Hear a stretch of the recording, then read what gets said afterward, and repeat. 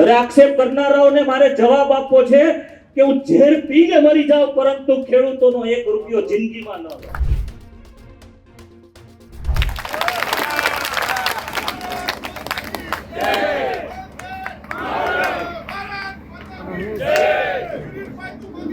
हम तुम्हारे साथ हैं, हम तुम्हारे साथ हैं, हम तुम्हारे साथ हैं, हम तुम्हारे साथ हैं. આવા છેતરપિંડી કરનારા લોકો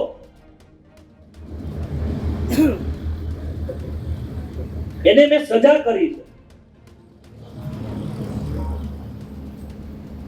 અને મારા ખેડૂત ભાઈઓના ખોટી સહી કરી ખોટા ધિરાણો ઉપાડી અને જે કોઈ પ્રવૃત્તિ કરતા હતા હું એમ ચોક્કસ કહી શકું કે આ સેવા સહકારી મંડળીમાં પ્રમુખ છે એ બધા નિર્દોષ હોય છે, પરંતુ કાયદાની દ્રષ્ટિએ બધા કમિટી પણ આવતી હોય છે. પ્રમુખો અને કમિટીએ કોઈ ખોટું નથી કર્યું એવું જાહેરમાં કહી શકું, પરંતુ કાયદાની ગોઠવણમાં પ્રમુખની જવાબદારી પહેલી આવતી. વિસાવદરની અંદર જંગે એલાન એ શરૂ થઈ ચૂક્યું છે. આમ આદમી પાર્ટી અને ભાજપ એ બંને એકબીજાની સામે આક્ષેપ કરી રહ્યા છે અને આક્ષેપની વચ્ચે ગોપાલ ઇટાલિયાએ થોડા દિવસ પહેલા કિરીટ પટેલની સામે ગંભીર આક્ષેપ લગાવ્યા હતા કે જુનાગઢ સહકારી બેંકની અંદર કિરીટ પટેલ એક કરોડો રૂપિયાનું કૌભાંડ કર્યું છે. જો કે ભેસાણ તાલુકાના ભારતીય જનતા પાર્ટીના કાર્યાલયના ઓપનિંગ દરમિયાન કિરીટ પટેલે રડતા રડતા કહ્યું કે હું ઝેર પીને મરી જઈશ પરંતુ આ ખેડૂતોનું કોઈ દિવસ ખોટું નહીં કરું. શું એ પરિસ્થિતિ સર્જાઈ હતી અને કિરીટ પટેલે શું કંઈ કહ્યું હતું, વાત તેને લઈને કરવી છે. નમસ્કાર, આપ જોઈ રહ્યા છો ન્યૂઝ રૂમ. આપની સાથે હું છું પ્રદીપ.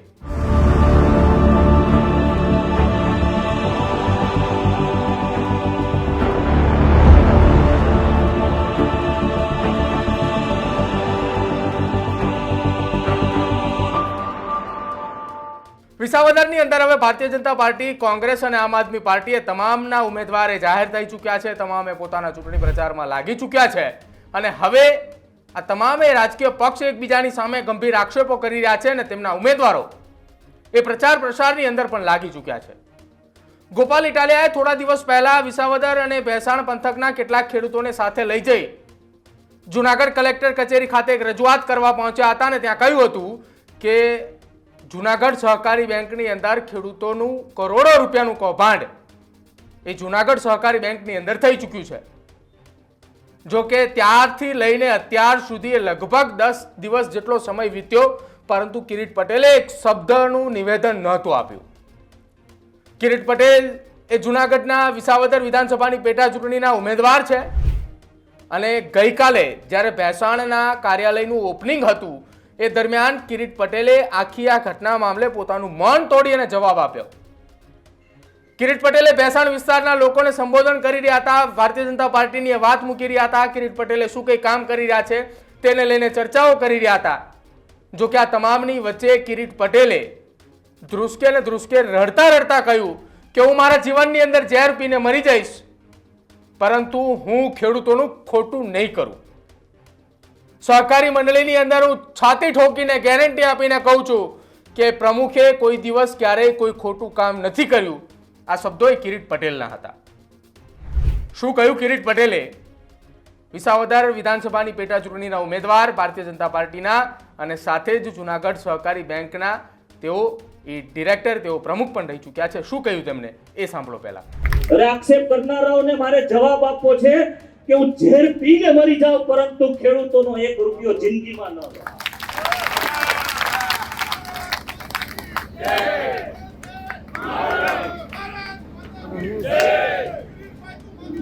हम तुम्हारे साथ हैं, हम तुम्हारे साथ हैं.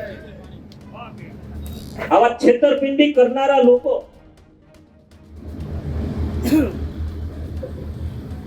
એને મેં સજા કરી છે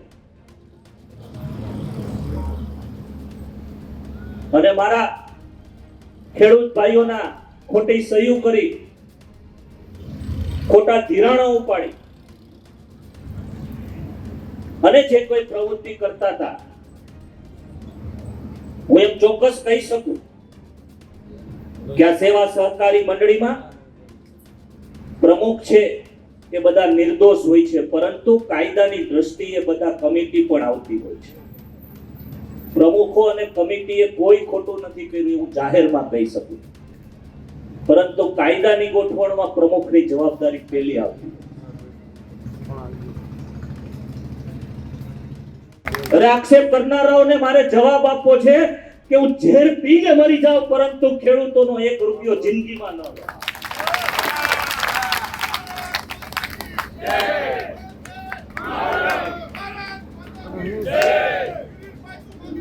हम तुम्हारे साथ हैं, हम तुम्हारे साथ हैं। આવા છેતરપિંડી કરનારા લોકો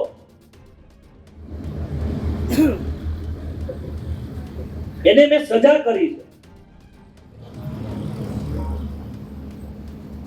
અને મારા ખેડૂત ભાઈઓના ખોટી સહી કરી, ખોટા ધિરાણો ઉપાડી અને જે કોઈ પ્રવૃત્તિ કરતા હતા, હું એમ ચોક્કસ કહી શકું કે આ સેવા સહકારી મંડળીમાં પ્રમુખ છે એ બધા નિર્દોષ હોય છે, પરંતુ કાયદાની દ્રષ્ટિએ બધા કમિટી પણ આવતી હોય છે. પ્રમુખો અને કમિટીએ કોઈ ખોટું નથી કર્યું એવું જાહેરમાં કહી શકું, પરંતુ કાયદાની ગોઠવણમાં પ્રમુખની જવાબદારી પહેલી આવતી. તો રડતી આંખે કિરીટ પટેલે કહ્યું કે ઝેર પીવું મને મંજૂર છે, પરંતુ ખેડૂતોનું ખોટું કોઈ દિવસ નહીં કરું. જે ગોપાલ ઇટાલિયાએ કિરીટ પટેલની સામે ગંભીર આક્ષેપ લગાવ્યા હતા કે જૂનાગઢ સહકારી બેંકની અંદર કરોડો રૂપિયાનું કૌભાંડ એ થઈ ચૂક્યું છે, અને 10 દિવસ બાદ કિરીટ પટેલે મૌન તોડીને જવાબ આપ્યો છે. જ્યારે કિરીટ પટેલે આ વાતનો જવાબ આપ્યો ત્યારે ત્યાં ઉપસ્થિત તમામ કાર્યકર્તાઓએ જોર જોરથી બૂમો લગાવવા માંડ્યા અને બોલવા માંડ્યા કે કિરીટ પટેલ तुम आगे बढ़ो, हम तुम्हारे साथ है. જે ગોપાલ ઇટાલિયાનો 1.5 મહિના પહેલા જે જુવાળ જોવા મળતો હતો વિસાવદરની અંદર, ગામે ગામ વિસાવદરમાં ગોપાલ ઇટાલિયાના સમર્થનની અંદર એ સભાઓ થઈ રહી હતી, મીટિંગો થઈ રહી હતી, અને બીજી તરફ કિરીટ પટેલનું નામ જાહેર થતાની સાથે જ હવે વિસાવદર અને ભેસાણની અંદર કિરીટ પટેલનો એક તરફ જુવાળ જોવા મળતો હોય તેવું લાગી રહ્યું છે. કિરીટ પટેલે 10 વર્ષ સુધી જૂનાગઢ જિલ્લા ભાજપના પ્રમુખ તરીકે રહી ચૂક્યા છે, અને ક્યાંક એ 10 વર્ષની પ્રમુખની કારકિર્દીને લઈને વિસાવદર અને ભેસાણ વિસ્તારની અંદર લોકોના નામ જોગ એ કિરીટ પટેલ ગામે ગામ લોકોને ઓળખતા હશે, ને કદાચ એટલા માટે જ ભેસાણ પંથકના ભારતીય જનતા પાર્ટીના કાર્યાલયના ઓપનિંગ દરમિયાન મોટી સંખ્યામાં કાર્યકર્તાઓ અને ભેસાણના લોકો જોડાયા હતા.